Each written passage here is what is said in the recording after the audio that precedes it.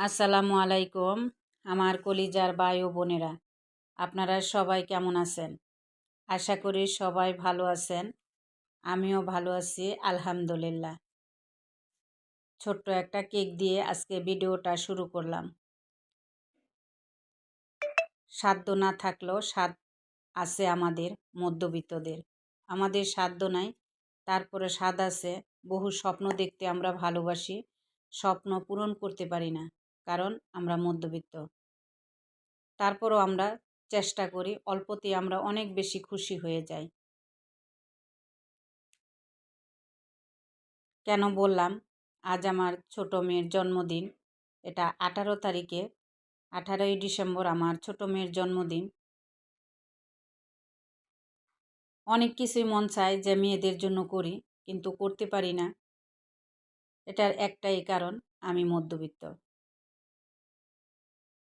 মধ্যবিত্তরা স্বপ্ন দেখতে ভালোবাসে, কিন্তু তারা ভালো করেই জানে যে তাদের স্বপ্ন পূরণ হবার নয়। তারপরও আমরা স্বপ্ন দেখি বেঁচে থাকি। তো এখানে অল্প কিছু রান্না করব, আমার সাধ্যের মধ্যে যতটুকু হয় ঠিক ততটুকুই আমি রান্না করব। তো রোস্টটা রান্না করব, সেই জন্য প্রথমেই আমি পেঁয়াজ বাটা দিয়ে পেঁয়াজটা ভালো করে লাল করে ভাইজা নিলাম। পরে রোস্টের যে রেডিমেড মশলা আছে, প্যাকেটের মশলা, সেটা দিয়েই রান্না করব। তারপরও আমি একটু আদা, রসুন, জিরা, গরম মশলা সব কিছু একসাথে মিশাইয়া এটা ভালোভাবে রোস্টের মশলাটা দিয়ে ভালোভাবে আমি কষিয়ে নিলাম। এই মশলাটাও কিন্তু আমি ভালোভাবে কষিয়ে নিছি। কষায় তারপর এটাতে আমি যে আগে অফ ক্যামেরায় মুরগিগুলা ভাইজা নিছি, এখন আমি ভালোভাবে কষায় নিব।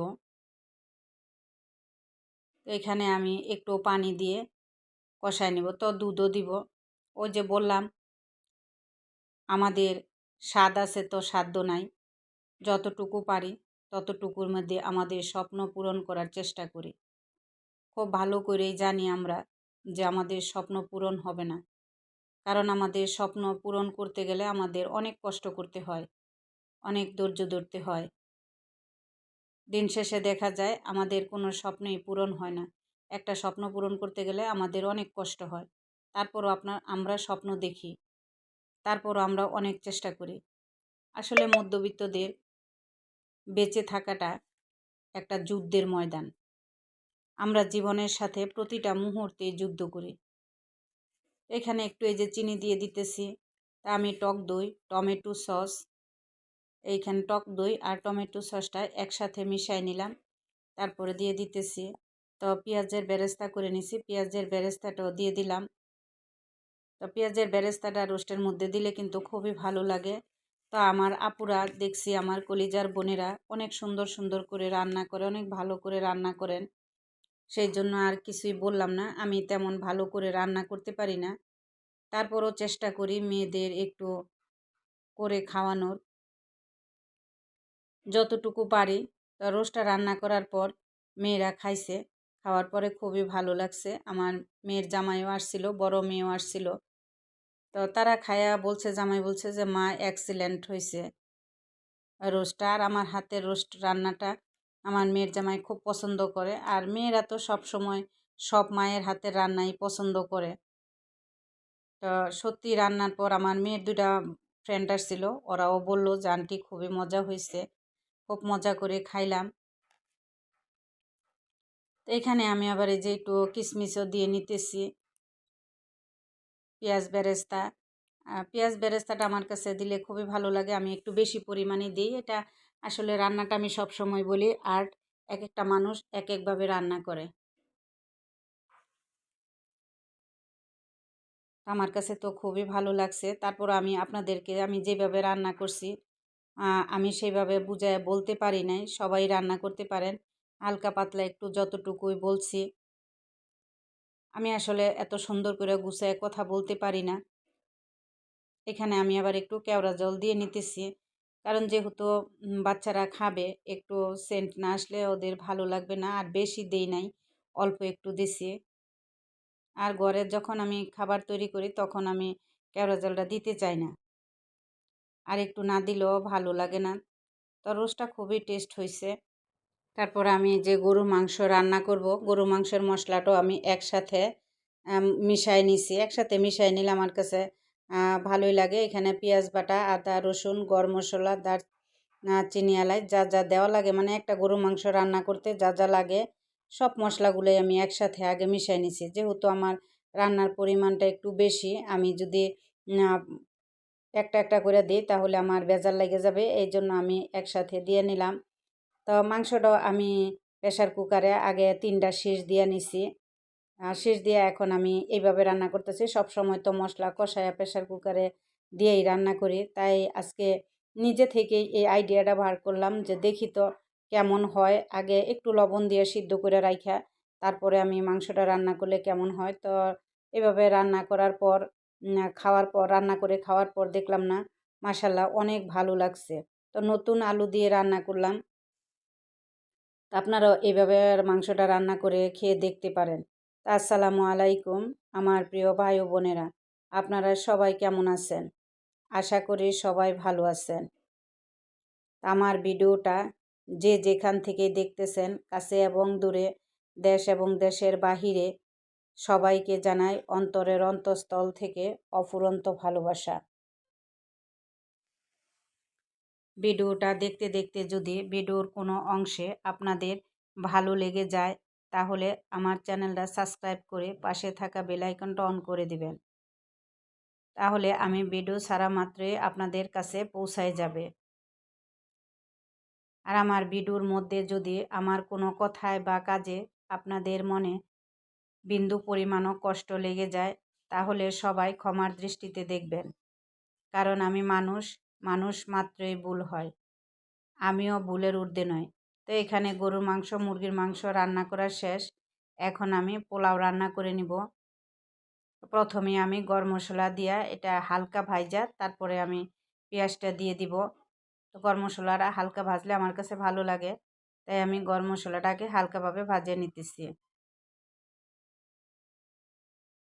তো কি আর বলবো, মন তো চায় বাচ্চাদের জন্য অনেক কিছুই করি, কিন্তু কিছুই করতে পারি না। তো জন্মদিনে আসলে অনেকে অনেক কিছু করে, আমরা মধ্যবিত্ত, আমরা কিছু করতে পারি না। যতটুকু পারছি করছি। আসলে মধ্যবিত্তর ছেলে মেয়েরাও বুঝে যে আমাদের বাবা মা চেষ্টা করে, আমিও চেষ্টা করি, সবাই চেষ্টা করে। তাই ডিসেম্বর মাসটা আমার জন্য অনেক লাকি। লাকি বলতে এই ডিসেম্বর মাসে আমার জন্ম, আমার মেয়ের জন্ম, আমার বিবাহবার্ষিকী। এই ডিসেম্বর মাসটা আমার জীবনের একটা শ্রেষ্ঠ একটা মাস। যুগের কত পরিবর্তন হয়েছে দেখেন। আগে তো জন্মবার্ষিকী হইলে কি জন্ম তারিখ কি বা জন্মদিনে কি করতে হবে সেটাই আমরা বুঝতাম না। আর এখন আমরাও বুঝি, আমার বাচ্চারাও বুঝে। আগে কখনো আমাদের বাবা মা বলে নাই যে অমুক দিন জন্মদিন, এইটা করতে হবে বা কোথাও নিয়ে যেতে হবে। কিন্তু আমি আবার আমার বড় মেয়েরও জন্মদিনে সব সময় ভালো মন্দ রান্না করছি, মেয়েরে ঘুরাইতে নিয়ে গেছি, ভালো একটা জামা দিছি, কিন্তু কখনো মোমবাতি জ্বালায় আমি কেকটা কাটি নাই। তো ছোট মেয়ের বেলায়ও একই অবস্থা, আমি মোমবাতি জ্বালায় কখনো কেক কাটি না। কেক আনি, কেক খাই, কাটি, এরকমই মিষ্টি আনি, রান্না বান্না করি, ওর একটা জামা দিই। এখন আর ঘুরাইতে নিয়ে যায় না, কারণ বড় হয়ে গেছে। এখন ও নিজে নিজেই ঘুরতে পারে, যাইতে পারে, এই আর কি। আসলে এগুলা পালন করতেও কিন্তু আমাদের অনেক টাকা পয়সার দরকার। তো এই যে মধ্যবিত্তদের কিন্তু এটা এক ধরনের একটা চাপ হয়ে যায়। সবাই করে, এখন যদি না করি বাচ্চাদের মনে কষ্ট আসবে। যতটুকুই পারি সাধ্যের মধ্যে করার চেষ্টা করি। আর এখন তো বাচ্চারা দেইখাও মানে অনেক কিছু শিখে। আমাদেরও খারাপ লাগে যে সবাই করে, এখন যদি আমরা কিছু না করি তাহলে তো মেয়েদের মনে কষ্টে আসবে। এই জন্য করতে হয়, ইচ্ছা না থাকলেও ইচ্ছার বিরুদ্ধে হইলেও করতে হয়।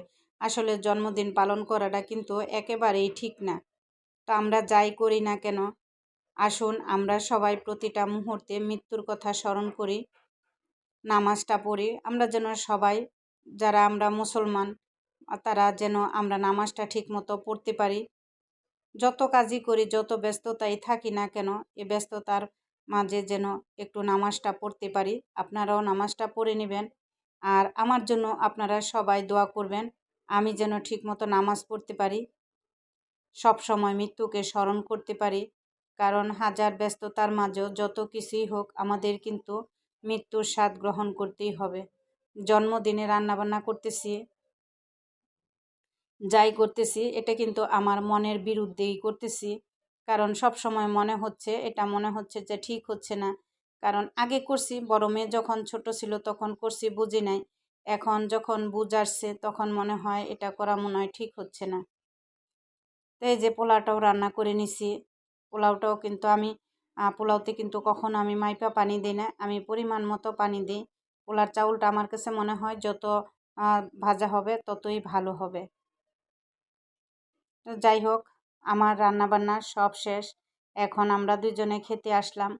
তো খেতে খেতে আপনাদের কাছ থেকে বিদায় নিতে চাচ্ছি। তো আমার কথার মধ্যে যদি কোনো ভুল ত্রুটি বেয়াদবি হয়ে থাকে সবাই ক্ষমার দৃষ্টিতে দেখবেন। আজকের মতো বিদায় নিলাম। সবাই ভালো থাকবেন, সুস্থ থাকবেন, নিজের প্রতি খেয়াল রাখবেন।